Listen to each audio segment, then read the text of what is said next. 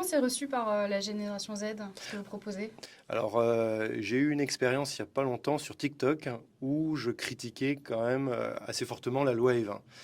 Alors, c'est très bien passé sur LinkedIn, c'est très bien passé sur Instagram. Par contre, TikTok, là, ça a été une avalanche de commentaires. J'ai été assimilé à un vendeur de mort. Voilà, hein, c'est allé Oula. jusque-là quand même.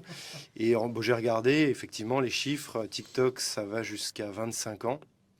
75%, c'est des 15-25 ans.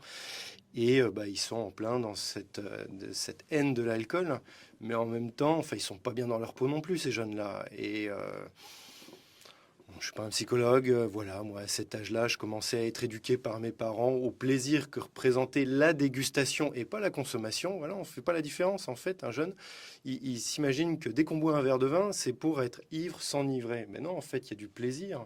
Je pense que l'éducation, à prendre du plaisir en dégustant et en ressentant, on ne la fait pas. Voilà.